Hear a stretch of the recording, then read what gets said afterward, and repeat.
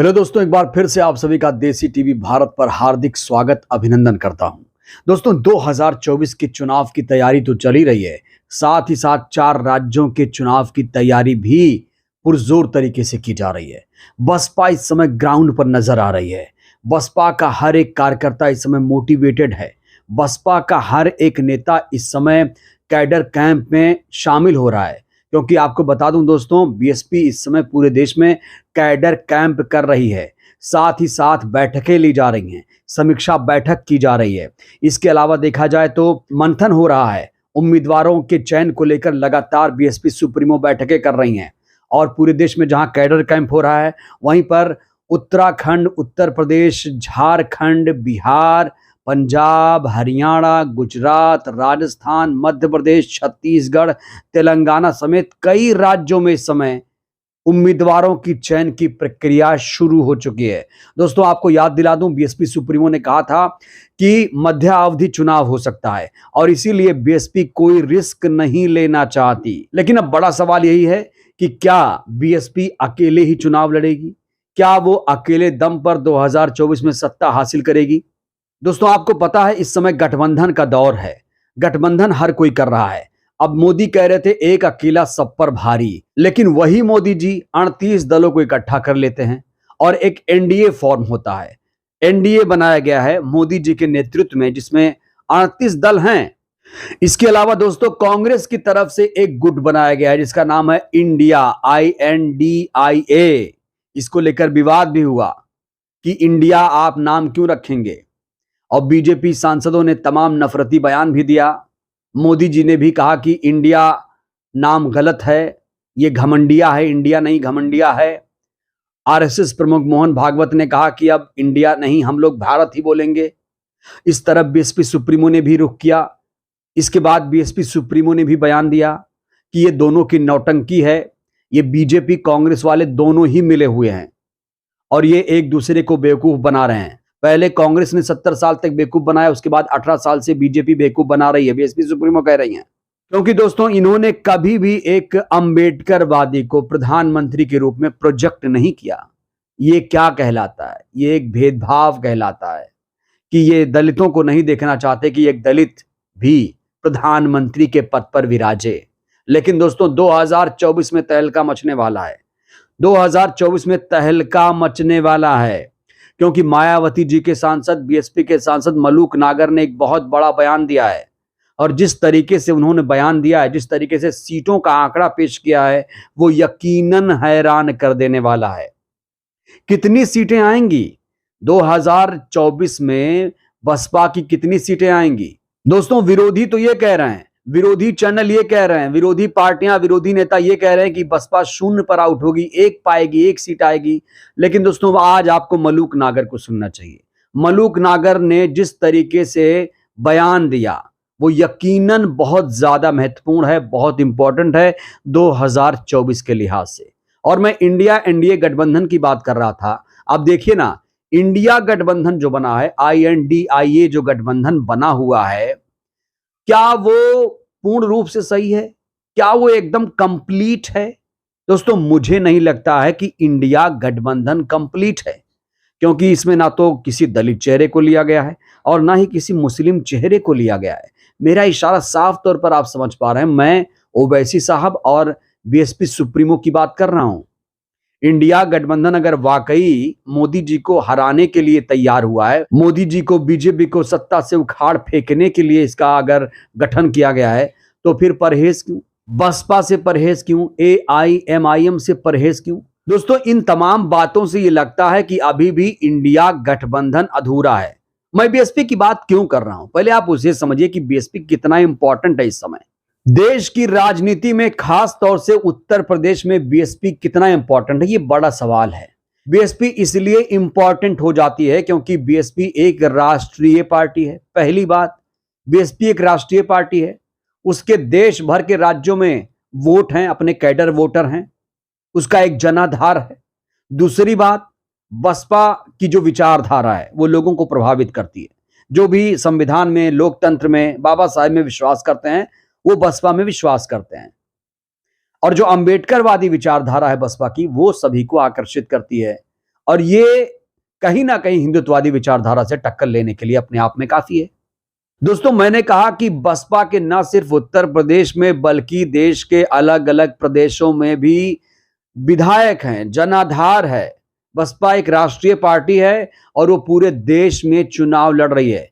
इस बात का अंदाजा तो आप इसी से लगा सकते हैं कि बसपा दक्षिण भारत के तेलंगाना में ना सिर्फ चुनाव लड़ रही है बल्कि वहां पर मुख्यमंत्री बनाने का दावा कर रही है।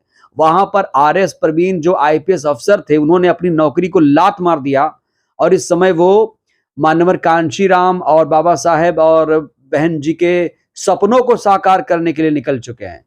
एक सच्चा सिपाही तेलंगाना में बसपा को मिल चुका है। तो मैं ये कहना चाह रहा हूं कि जो राष्ट्रीय पार्टी होना, अंबेडकरवादी होना और इतने राज्यों में जनाधार होना, साथ ही साथ दोस्तों जो समर्पित वोटर है बसपा का, उसे आप नजरअंदाज नहीं कर सकते। बसपा का अपना एक कैडर वोट है जो कहीं नहीं जाता है, जो बीएसपी सुप्रीमो को तटस्थ होकर वोट देता है। तो इतनी ज्यादा अगर खासियत किसी पार्टी में है और वो इंडिया गठबंधन में नहीं है तो आप क्या कहेंगे इसे? क्या ये हास्यास्पद नहीं लगता है?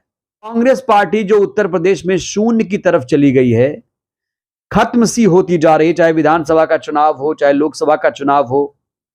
और आप देखिए ना, 2019 के आंकड़े तो देखिए आप, 2019 के आंकड़े क्या कहते हैं? आरएलडी को 0 सीटें, कांग्रेस पार्टी को 1 सीटें, समाजवादी पार्टी को 5 सीटें और बसपा को 2019 में 10 सीटें। तो दोस्तों, उत्तर प्रदेश में बीजेपी के बाद बसपा दूसरी बड़ी पार्टी। और जानते हैं वोट परसेंट कितना रहा? 20% वोट मिले थे 2019 में बसपा को। हालांकि 2022 का जब विधानसभा चुनाव हुआ, विधायक तो उतने नहीं आए, लेकिन जो वोट फीसदी है वो बना हुआ है। थोड़ी सी गिरावट आई है, करीब करीब 13.5-14% वोट 2022 में बसपा को मिले थे। अब 13.5% वोट के बगैर क्या इंडिया गठबंधन कामयाब हो पाएगा? इस सवाल पर इंडिया गठबंधन के नेता कब सोचेंगे? ये बहुत बड़ा सवाल है दोस्तों। तो दोस्तों, अब बात कर लेते हैं कि बीएसपी के सांसद, बसपा सांसद मायावती जी के सांसद जो मलूक नागर साहब हैं, उन्होंने क्या कह दिया? उन्होंने तो ऐसा बयान दिया दोस्तों जिसकी पूरे देश में चर्चा हो रही है। वीडियो काफी तेजी से वायरल हो रहा है। और मलूक नागर साहब, आपको बता दें, उत्तर प्रदेश के बिजनौर से बसपा के सांसद हैं। काफी मुखर होकर अपनी बातें रखते हैं, काफी एनालिटिकल बातें करते हैं। अब मलूक नागर साहब ने एक बहुत बड़ा बयान दिया। उन्होंने कहा कि इंडिया गठबंधन खास तौर से बसपा के बिना अधूरा है और इंडिया गठबंधन ने बसपा को आमंत्रित ना करके बहुत बड़ी गलती कर दी। 13.5% वोट के बगैर इंडिया गठबंधन कितनी सीटें उत्तर प्रदेश में जीत पाएगा? उन्होंने सवाल किया। उन्होंने इंडिया गठबंधन के तमाम नेताओं से ये सवाल किया कि ये जो गठबंधन आप लोगों ने बनाया है, क्या ये भूल गए कि उत्तर प्रदेश देश का सबसे महत्वपूर्ण राज्य, जहां पर दूसरी सबसे बड़ी पार्टी बसपा है, और उसी को आप नजरअंदाज कर गए? दोस्तों, एक आंकड़ा आपको बताऊं, 2006 में भी ऐसा माहौल बनाया जा रहा था कि बसपा तो अब खत्म हो जाएगी, एकदम बेकार हो चुकी है। लेकिन 2007 में करिश्मा हुआ ना। 2007 से 2012 तक मायावती की सरकार रही और उस शासन को आज तक लोग भूले नहीं। कहते हैं कि कानून व्यवस्था एकदम दुरुस्त थी और हर कोई अमन चैन के साथ रहता था। एक बार अगर कहा जा रहा है कि बसपा का राज अगर देश में आ जाए तो पूरा संविधान धरातल पर दिखेगा। और अगर देश को एक अंबेडकरवादी पीएम मिला तो संविधान जाहिर तौर पर पूर्ण रूप से लागू होगा, ना कि संविधान को बदलने की बात होगी। दोस्तों, मलूक नागर का ये बयान जो आया है बेहद ही चौंका देने वाला है। सियासत में इस बयान से भूचाल सा आ गया है, क्योंकि मलूक नागर साहब ना सिर्फ उत्तर प्रदेश के सीटों का एनालिसिस कर रहे थे, बल्कि उन्होंने पूरे देश में बसपा की कितनी सीटें आएंगी ये उन्होंने आज बता दिया है। कैमरे पर उन्होंने राज खोल दिया। एक बहुत बड़ा खुलासा, बहुत बड़ा दावा किया गया है मलूक नागर की तरफ से। जरा आप सुनिए। 80 की 80 तो यूपी की आएंगे ही, और बाहर 50 सीटें, क्योंकि पूरे देश के सब प्रदेशों में उन वोटों को जोड़ लो जिधर भी ये जाके जुड़ गया, 50 सीट वहां बनेंगी, यानी कि 80 यूपी की और 50 वहां, 130 सीटों से शुरुआत होगी। तो दोस्तों सुना आपने मलूक नागर साहब क्या कह रहे हैं कि हर राज्य में, देश के अलग अलग राज्यों में बसपा का कुछ ना कुछ वोट परसेंट है, चाहे वो 9% हो, 13.5% हो, 8% हो, 4% हो, 2.5% हो, 9% हो, 9.5% हो, हर जगह बसपा के वोटर हैं। पंजाब हो, हरियाणा हो, राजस्थान हो, गुजरात हो, उत्तराखंड हो, उत्तर प्रदेश हो, झारखंड हो, बिहार हो, छत्तीसगढ़ हो, मध्य प्रदेश हो, तेलंगाना हो, हर जगह बसपा के वोटर हैं। अब इंडिया गठबंधन यहां भी मात खा गया। इंडिया गठबंधन ने तमाम क्षेत्रीय पार्टियों को इकट्ठा किया जो अपने राज्यों में सिमटे हुए हैं और बसपा को भूल गया। ये कैसा गठबंधन, ये बड़ा सवाल है ना। और आपने क्या सुना, मलूक नागर यहां क्या दावा कर रहे हैं, 130 सीटें आएंगी बसपा की, 130 सीटें 2024 में बसपा की आएंगी। तो ये उनका अपना दावा है, ये मलूक नागर साहब का दावा है कि पूरे देश में इस बार बसपा की 130 सीटें आ रही हैं दोस्तों। तो दोस्तों मलूक नागर का ये बयान यकीनन सियासत में भूचाल ला देने वाला है, क्योंकि आपने देखा कि बसपा ने घोसी में चुनाव ना लड़ते हुए भी किंग मेकर बन गई, गेम चेंजर बन गई। और कहते हैं ना, हार कर जीतने वाले को बाजीगर कहते हैं, तो बसपा इस समय बाजीगर बनी हुई है। तो दोस्तों अब बड़ा सवाल ये 2024 में क्या बसपा गठबंधन करेगी, क्या वो समाजवादी पार्टी के साथ गठबंधन करेगी, क्या आरएलडी को भी साथ में लेगी, उत्तर प्रदेश में खासतौर से क्या ओवैसी साहब जिस तरीके से बेताब हैं आने के लिए उनके साथ, क्या एआईएमआईएम भी बसपा के साथ आएगी। खेला तो होगा, क्योंकि 4 राज्यों के चुनाव नतीजे के आने के बाद गठबंधन की प्रक्रिया शुरू हो जाएगी। हालांकि बसपा ने अभी ये बयान साफ तौर पर दे दिया है कि वो अकेले ही चुनाव लड़ेगी। तो दोस्तों 4 राज्यों के चुनावी नतीजों का इंतजार है, क्योंकि मध्य प्रदेश, छत्तीसगढ़, राजस्थान, तेलंगाना में बसपा इस समय चुनाव लड़ रही है और तेलंगाना में तो जीत के दावे किए जा रहे हैं और राजस्थान, मध्य प्रदेश में किंग मेकर बनने की बात हो रही है। बसपा इस बार सरकार में शामिल होगी। तो अब बसपा बहुत ही मजबूती के साथ कैडर कैंप कर रही है, धरातल पर दिख रही है और लोकसभा के उम्मीदवारों के चयन की प्रक्रिया भी तेज गति से चल रही है दोस्तों। बहरहाल दोस्तों मेरा आपसे ये सवाल यह है कि मलूक नागर साहब ने जो बयान दिया, वो पूरे देश में बसपा की 130 सीटें आने का दावा कर रहे हैं। मलूक नागर साहब के बयान से आप कितना इत्तेफाक रखते हैं दोस्तों, इस पर आप अपनी राय दीजिएगा।